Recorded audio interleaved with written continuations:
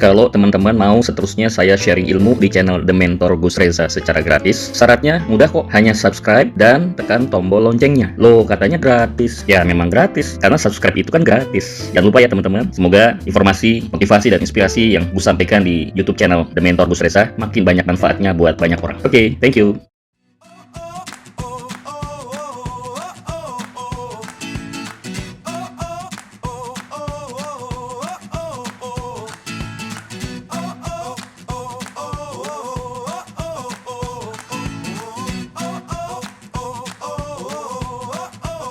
Assalamualaikum warahmatullahi wabarakatuh. Salam energik teman-teman dimanapun berada, dari Sabang sampai Merauke. Kita melanjutkan pembahasan kita, program kita Algoritma Kaya. Sebagaimana yang sudah saya sampaikan sebelumnya, bahwa dalam program Algoritma Kaya ini kita ada 3 part, ya 3 bagian. Yang pertama adalah melakukan reformatting paradigma kaya, melakukan formasi ulang atau mereformasi ulang terhadap paradigma kaya. Sekali lagi saya nyampaikan kepada teman-teman bahwa kaya yang dimaksud di sini tidak ada hubungan dengan rich, tidak ada hubungan dengan wealth, dan tidak ada hubungan dengan prosperity. Kaya di sini adalah abundance. Kita sudah bahas apa itu abundance ya. Kemudian yang kedua adalah redesign, membangun ulang yang disebut dengan House of Abundance, rumah keberlimpahan. Baru bagian yang ketiga adalah yang disebut dengan restructuring Brotherhood of Abundance, melakukan restrukturisasi ulang terhadap persaudaraan abundance. Kita sekarang masuk bagian yang kedua. Kita sudah selesai membahas bagian yang pertama, yaitu cleansing. Ada 21 sampah yang kita harus buang dan kita kuras, yaitu 7 sampah intelektual, 7 sampah mental, dan 7 sampah sosial spiritual. Nah, setelah kita bersihkan, kita basmi, dan kita kuras sampah-sampah itu, maka langkah berikutnya adalah installing. Yang diinstalling di sini adalah bagaimana kita membangun sebuah rumah keberlimpahan atau House of Abundance. Baik teman-teman, seperti yang sudah saya selalu umpamakan dan analogikan, ibarat sebuah gelas, tidak mungkin diisi dengan air yang baru kalau gelas itu masih kotor. Kalaupun dipaksa untuk kita tuangkan air yang di dalamnya berisi kotoran, atau kita tuangkan susu ke dalam gelas tersebut, seberapapun tinggi nilai gizi daripada susu, kalau sudah dimasukkan ke dalam gelas yang kotor, maka susunya akan berubah menjadi basi. Begitupun kita, diri kita sendiri pun juga demikian. Sebelum kita memasukkan hal yang bagus, sebelum kita menginstal hal-hal yang bagus, maka harus dibersihkan dulu diri kita, mental kita, kemudian juga jiwa kita, sosial spiritual kita, dan juga intelektual kita. Oke teman-teman, sekarang kita masuk ke dalam bagian yang kedua, yaitu bagaimana kita membangun rumah abundance. Ibarat rumah itu selalu ada yang namanya 3 bagian teman-teman. Yang pertama adalah fondasi, ya rumah itu ada fondasi, bagian paling bawah, kemudian ada tiangnya, dan yang ketiga adalah ada atapnya. Kita akan mencoba memulai dari yang paling fundamental. Kira-kira menurut teman-teman, kalau kita membangun suatu rumah, kita harus mulai dari mananya? Dari atapkah, dari tiangkah, atau dari fondasi? Ya betul, kita mulai dari fondasi. Dan di dalam fondasi ini ada 4 bagian yang sangat penting. Yang pertama adalah aset, yang kedua adalah saving, investment, yang keempat adalah insurance. Tentu saja yang dimaksud dengan aset, saving, investment, dan insurance di dalam program Algoritma Kaya tentu berbeda dengan apa yang dipahami oleh kebanyakan orang. Kita tidak bahas soal aset yang liquid atau non-liquid, yang namanya aset tanah, logam mulia, kendaraan, properti, apartemen. Bukan itu yang kita bahas, atau reksadana, bukan. Tapi yang dimaksud di sini adalah aset ada yang jauh lebih penting dari semua yang saya sebutkan tadi. Jauh lebih penting daripada yang namanya logam mulia, jauh lebih penting dibandingkan properti, jauh lebih penting dibandingkan tanah. Kita tidak bicara soal liquid dan bukan liquid, karena inilah dasar dari semua aset yang fisik. Aset yang tangible itu dimulai dari sini. Aset itu adalah time. Time itu adalah waktu. Waktu merupakan fondasi yang sangat dasar dari sebuah rumah abundance. Kita semua punya waktu. Dan jatah kita sama, siapapun Anda, apakah Anda seorang konglomerat atau orang yang melarat, apakah Anda seorang jenderal ataupun kopral, apakah Anda seorang pejabat atau penjahat, semua sama punya waktu. 1 hari sama dengan 24 jam 86.400 detik. Percaya atau tidak, itulah yang kita miliki setiap harinya, yaitu 86.400 detik. Ini merupakan sebuah modal yang sangat besar dalam sebuah rumah abundance, yaitu masalah waktu. Maka tidak salah kalau disebutkan di dalam salah satu ayat, wal asr, sampai Tuhan itu bersumpah dalam masalah waktu. Jangankan dengan sumpah, tidak bersumpah saja sudah penting itu ayat, tapi apalagi ditambah dengan kalimat sumpah, itu artinya tidak bisa main-main dengan soal waktu. Ketika Anda mulai tidak perhatian tentang waktu, Anda tidak peduli tentang waktu, maka yang terjadi adalah innal insana lafi khusr.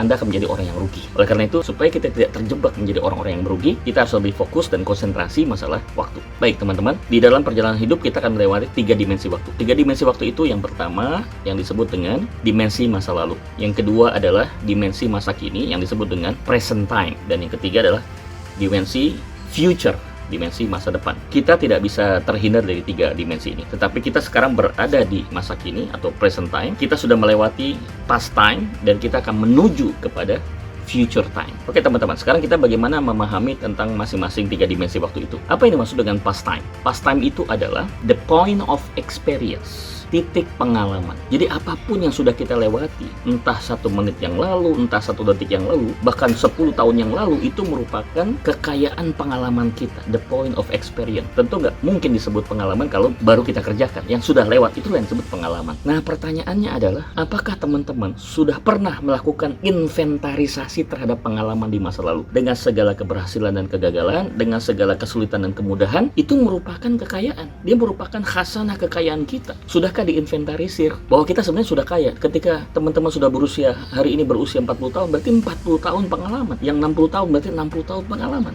Ini menjadi penting. Itulah fondasi utama dalam rumah abundance, yang nomor 1 aset. Itu ya, yang pertama. Kemudian yang kedua adalah present time. Present time itu apa? The point of reality, titik kenyataan. Titik kenyataan itu sesuatu yang sudah terjadi. Anda tidak bisa rubah. Kita harus lebih menerima terhadap kondisi yang sudah terjadi.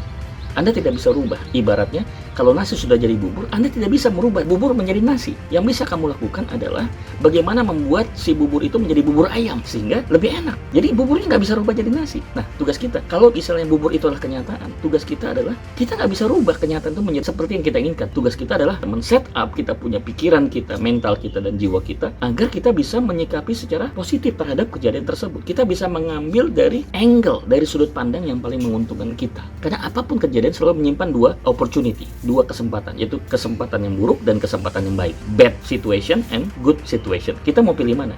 Itu keputusan Anda. It is your decision. Kita mau pilih yang buruk, mau pilih yang baik, itu tergantung pada kita. Tinggal kita yang set up. Seperti yang sudah saya selalu katakan, you cannot change wind direction, but you can change wing direction. Anda tidak bisa merubah arah angin, tapi kita bisa merubah arah sayap. Why? Because you are the pilot. Karena Anda adalah pilotnya. Maka kita bisa rubah, karena pilotnya kita. Kita mau belok kiri, kita mau belok kanan, kita mau naik ke atas, kita mau turun ke bawah, ya, kita mau muter ke kiri, muter ke kanan, miring ke kiri, miring ke kanan, itu terserah kita. Tetapi sesuatu yang ada di luar, angin nggak bisa Anda rubah, cuaca tidak bisa Anda rubah. Begitupun dalam kenyataan, kenyataan tidak bisa dirubah, tetapi kita bisa merubah cara pandang kita terhadap situasi dan kenyataan yang ada. Oke, kemudian yang ketiga adalah future time. What's the meaning of future time? Future time itu adalah the point of prediction. Jadi suatu titik perkiraan, prediksi, the point of expectation, dia titik harapan. Namanya harapan berarti belum terjadi kan?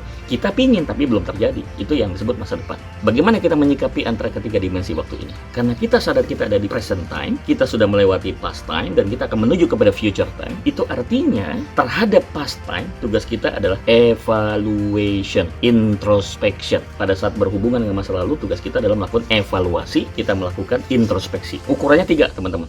Yang pertama, apakah hari ini lebih baik dibandingkan kemarin? Apakah hari ini sama seperti kemarin? Atau hari ini lebih buruk dibandingkan kemarin? Kalau hari ini kamu lebih baik dibandingkan kemarin, maka selamat, Anda sudah sukses. Tapi kalau hari ini Anda sama dengan kemarin, berarti Anda tertipu, Anda stupid. Tetapi kalau hari ini Anda lebih buruk dibandingkan kemarin, maka kamu adalah orang yang rugi, kamu adalah orang yang bangkrut. Nah, gimana caranya kita berpikir keras agar setiap hari kita lebih baik dibandingkan kemarin? Tidak peduli apakah itu 10 langkah, 1 langkah, bahkan setengah langkah pun sudah lebih bagus dibandingkan orang-orang yang hanya bisa jalan di tempat. Kemudian bagaimana sikap kita terhadap future, terhadap masa depan? Sikap kita terhadap future itu adalah estimasi, buat perencanaan terhadap apa yang kita mau kerjakan. Itu yang dimaksud dengan planning dalam istilah manajemen. Jadi ada 2 sikap yang mesti kita lakukan terhadap waktu. Yang pertama adalah evaluasi dan introspeksi. Kemudian yang kedua adalah planning, dan planning. Keberhasilan Anda, kesuksesan Anda, kesuksesan teman-teman dalam mengelola sebuah bisnis, sekalipun teman-teman adalah UMKM, keberhasilan kalian ditentukan oleh 2 sikap dalam soal aset waktu. Yang pertama adalah seberapa jauh kemampuan kalian di dalam menginvestasikan pengalaman di masa lalu dengan segala berhasil dan gagalnya, dengan segala untung dan bangkrutnya. Kemudian yang kedua adalah kemampuan kalian di dalam melakukan perencanaan. Kalau perencanaannya bagus, evaluasinya juga jujur, perencanaan yang matang dan akurat akan membantu mengantarkan teman-teman kepada satu usaha yang lebih baik dibandingkan sebelumnya. Bukan usaha yang sama seperti kemarin atau usaha yang lebih buruk dibandingkan kemarin. Itu yang kita bicarakan di dalam fondasi bagian pertama, yaitu aset. Aset itu adalah waktu. Aset bukan harta, aset bukan properti, aset bukan tanah. Aset itu adalah waktu. 2 hal lagi yang penting yang perlu kita ketahui. Kenapa dalam masalah waktu ini semua orang punya jatah yang sama, alokasi yang sama, tapi kok ada yang berhasil, ada yang gagal, ada yang kaya, ada yang miskin, ada yang abundance, ada yang scarcity, ada yang keberlimpahan, ada yang kekurangan. Dua saja. Yang pertama adalah tidak mampu menangkap peluang. Kenapa tidak mampu menangkap peluang? Karena tidak peka, tidak sensitif terhadap peluang. Lewat aja begitu peluang. Ada di depan kita, lewat. Kenapa tidak sensitif?